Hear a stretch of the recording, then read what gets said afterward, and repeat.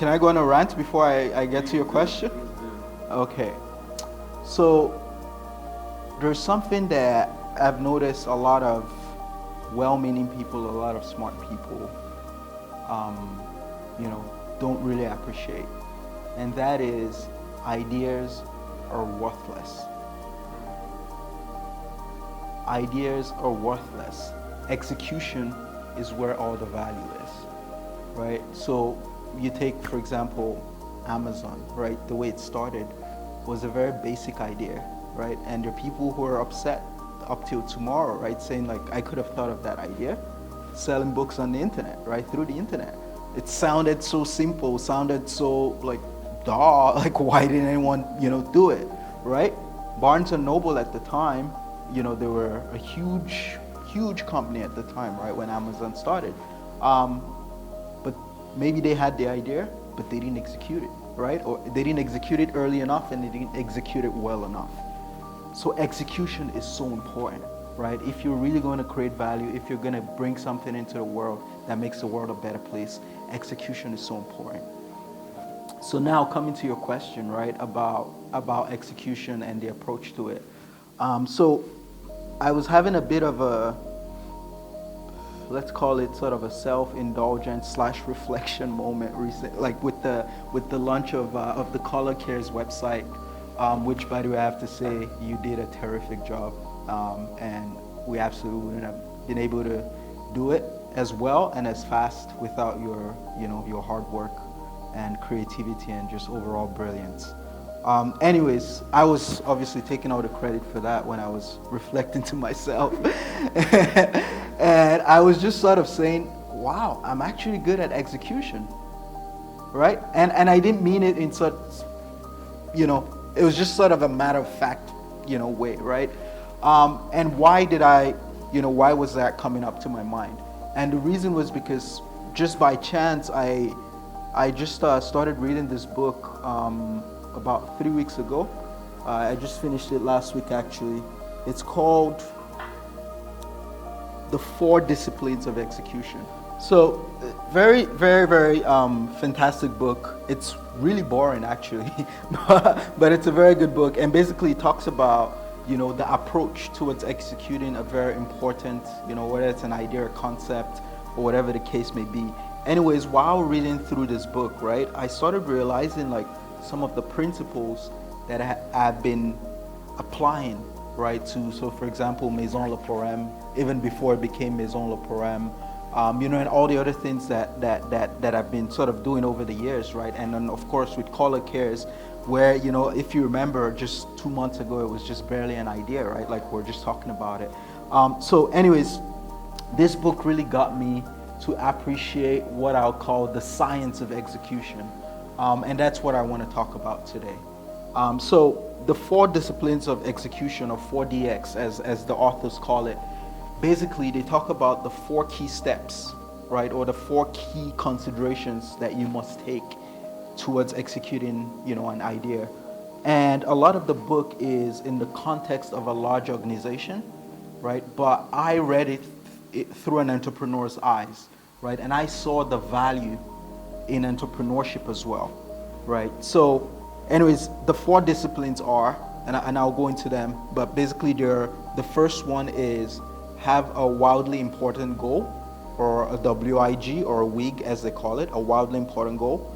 The second one is, focus on lead measures, okay? The third one is keep score, right? Keep like a scoreboard. Keep a compelling scoreboard is actually how they frame it.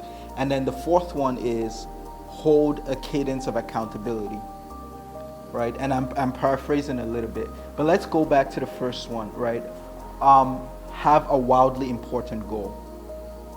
So important, right? So important, where it's like oftentimes when you want to do something or when you have an idea, it's very abstract, right? But the first step is to frame it in terms of a wildly important goal, right? And when I was in consulting, there was this acronym we used called a SMART goal, right? So any goal that you set for it has to be first specific, like extremely specific, right? This is what we're going to accomplish, right? Measurable, how would you know that you've actually accomplished that? Because what they say, what Peter Drucker said, you can't manage what you don't measure, right? So it must be measurable. Actionable, right? So that's you can actually do stuff to get to that goal. R, realistic, right? T, and T, the last one is time bound, right? So that is so important, and that's where a lot of people fail, right? With setting like this wildly important goals is they say what they want to do. This is exactly what we're going to accomplish.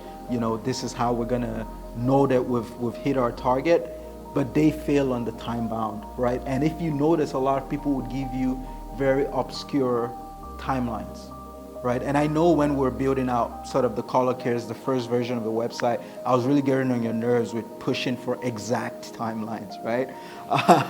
And that's how you have to operate, right? Because you can't just say, oh, in a week's time, or in 2 weeks, or maybe a few days. And you see that a lot, but you need to say, okay, Tuesday, 9 a.m., boom, we're gonna do this, right? This is how you really have this goal and everyone is on the same page.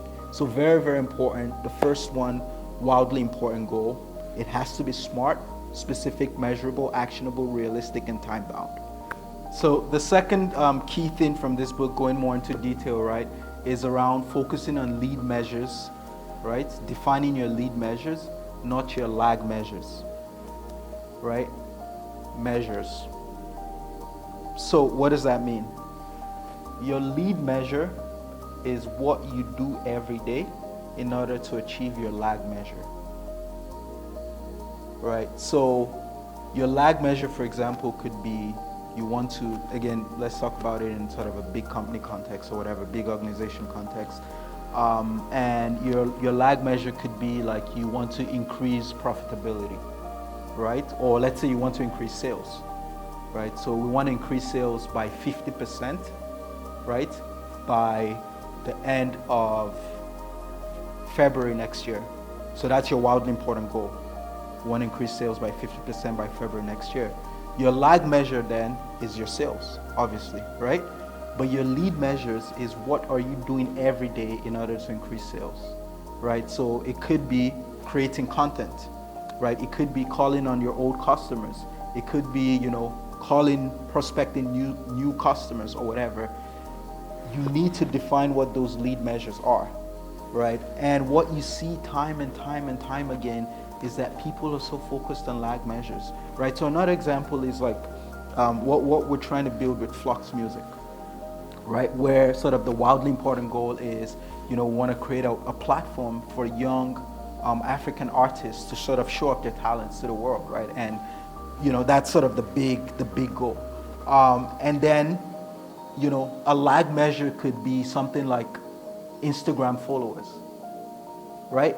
Yes, it's good to have a good following and all of that, but that's not like, we're not controlling that, right? The way we can control that is by creating content that creates value, that creates entertainment for people, right? And then sharing that and then getting the followers, right? But what you tend to see a lot, and I think this is a bit perverse in our generation, is that people focus a lot on the lag measures, right? They focus a lot. That's why you see people, for example, buying Instagram followers, because they want to have the lag measures first before they then do the lead measures, but it doesn't work that way, right? So again, you need to know what your lead measures are. With Flux Music, for example, lead measures for the team, for Obi and his team is, reaching out to artists, creating the content, having Victor process everything and post it and engaging with people, right? And then the lag measures is all the other stuff that will come later.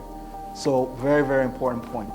So the third key discipline, I guess, for execution is keep a compelling scoreboard, right? And I love a quote from this book, right? And it says, people play better when they keep scores. Okay? Now I'm going to say that again, but I'll change an emphasis in one of the words.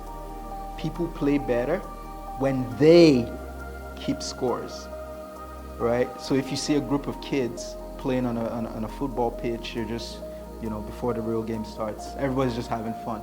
The moment you start keeping scores, you see like how engaged everyone is, right? But then that emphasis on when they keep scores, that's where it's so important, right? And it talks about like if you're leading a team, for example, let the onus be on the team to keep the score, right? Let them come up with, with sort of how they want to score themselves and know they're doing well or falling behind, and let them be invested in that.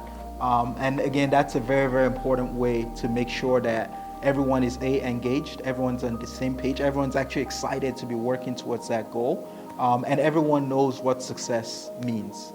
So that's the third one. So the fourth and final sort of discipline of execution, very, very important, keep a cadence of accountability, right?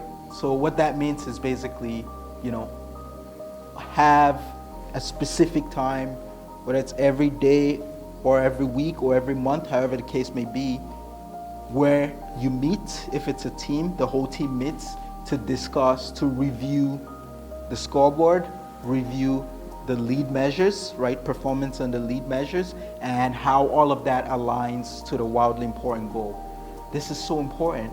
And it's not just if you're working in a team. Even when you're working alone as an individual, there has to be that cadence of accountability, right? So I remember, again, harkening back to my consulting days, which is it's not that long ago, and it wasn't that long anyways, but we used to have like sort of team check-ins and team checkouts, right? Team checkouts as a specific time at the end of every day where, everyone just sort of, and it was sort of a really exciting moment where you just kind of feel the camaraderie, with the team, and you share your successes, your failures of the day, and sort of realign for the next day. So when you're trying to execute an idea, pick a time, come rain, come sunshine, no matter what's happening, you need to have that meeting, that sort of, review session. Whether it's, again, as an individual, you can do that with yourself, right? And just to reflect on, how the team is doing or how you're doing. So those are the 4 disciplines of execution: wildly important goals, lead measures, focus on lead measures, not lag measures, and make sure you define the lead measures first, very important. Keep a compelling scoreboard, and hold or keep a cadence of accountability. I think if you really imbibe those disciplines, then executing sort of becomes second nature to you, right? Because there's really is no idea that cannot be executed upon if you have the right approach. So that's it. Boring book, but very, very, very useful.